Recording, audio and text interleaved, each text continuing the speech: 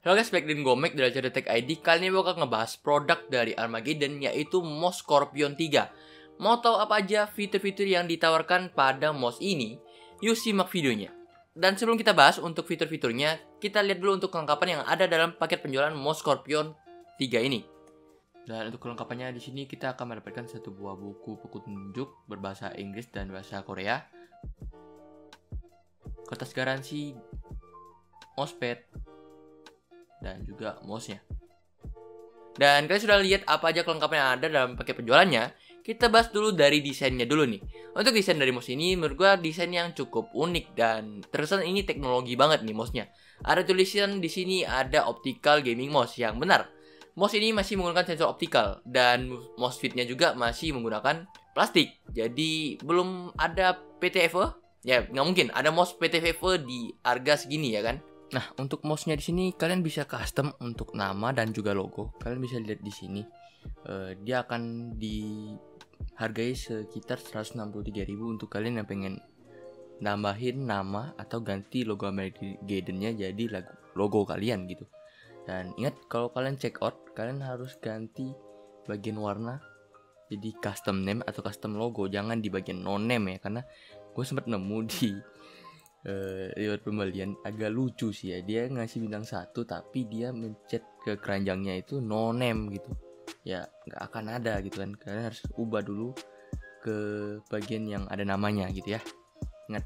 Oke, kita lanjut dulu untuk desainnya. Desainnya itu kayaknya model-model ambidex, bukan ergonomik, karena ya ini kayak left-handed bisa, right-handed bisa di mouse ini. Jadi kayak ambidex mungkin bentuknya. Dan untuk size-nya ini menurut gue sih cukup kecil. Kalian bisa lihat diameternya. Kalau ada gue tulis ya di sini harusnya. Dan ya menurut gue intinya mouse-nya ini ukurannya kecil, nggak sebesar yang pada umumnya gitu. Selanjutnya di sini untuk tombolnya. Nah, tombolnya di sini cuma ada 3. Kalian bisa nemuin klik kiri, klik kanan, dan juga tombol DPI. Nggak ada nomornya 2 tombol makro button yang biasanya ada di samping. Dan ini nggak ada. Mungkin kalian bisa cek ke kakak-kakaknya ya, di mouse-mouse Armageddon lainnya yang punya tombol-tombol itu kalau kalian butuh. Ini opsional. Kalian butuh ya kalian cari. Kalau nggak ya nggak. Lanjut. Untuk RGB-nya di sini kalian hanya bisa setting RGB-nya lewat aplikasi yang sudah ada di drivernya ini. Untuk RGB-nya ini ada 5 mode. Dan ya gue taruh di sini kalau ada ininya 5 mode RGB yang ditawarkan di sini, dan juga kalian bisa matikan RGB-nya di sini. Selanjutnya kita bahas untuk dalaman dari mouse-nya ini ya. Mouse ini tuh menggunakan sensor 824. Gue nggak tahu itu sensor apa, tapi itu adalah sensor optikal yang mampu untuk ngasih DPI sampai 12.800 DPI, yang dimana ini adalah new version dari mouse-nya ini. Kalau yang old version ini masih 4.800 dan ini udah di-upgrade yang dikirim ke kita. Di sini ada yang sudah 12.800, yang banyak sekali untuk DPI-nya ya. Dan untuk mouse ini juga sudah mendukung polling rate hingga 1000 Hz. Jadi bawaannya ini bakal 500. Jadi kalian ketika sampai kalian harus ubah dulu ke drivernya untuk jadiin mouse ini lebih akurat lagi di 1000 Hz polling rate. Mouse ini juga datang bawaannya sudah di 1000 DPI. Kalau kalian yang nggak biasa di 1000 DPI, bisa ubah dulu DPI-nya di drivernya juga. Selanjutnya untuk switch dari mouse ini. Switch dari mouse ini menggunakan switch Wano yang menurut gua ini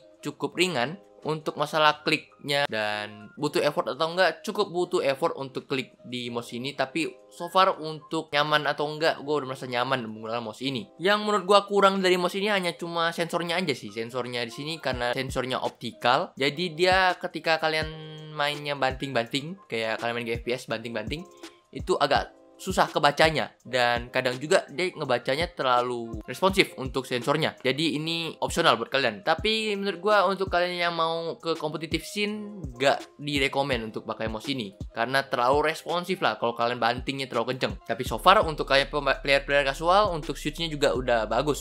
Switch Wano bro. Selanjutnya untuk kabelnya nih. Kabelnya sudah braided. Gua cukup terkejut kalau kabelnya sudah braided dengan gold plate di harganya gitu. Dan tenang aja, kabel braidednya ini nggak terlalu yang kaku ya.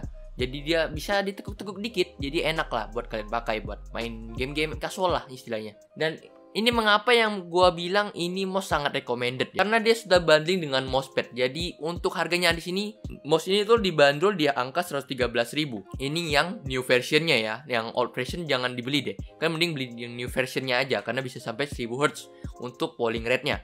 Dan kalau ngobrolin mousepad ya, mousepad ini ya pada umumnya lah bahannya ya. Kalian bisa lihat, gua kasih lihat ini. B-rollnya, di sini mousepadnya ya mousepad pada umumnya, dan sudah ada di dalam paket penjualannya juga. Jadi nggak mungkin kalian beli mouse ini nggak dapat mousepad, pasti dapat. Dan untuk garansinya di sini itu sudah diberikan 2 tahun oleh Armageddon. Dan kita lanjut ke kesimpulannya. So far untuk mouse ini gue sarankan untuk kalian yang player casual. Tapi kalau kalian player yang kompetitif banget nih, janganlah beli mouse ini. Kalian coba ke seri-seri teratasnya lah di Armageddon, mungkin kalian bisa cari.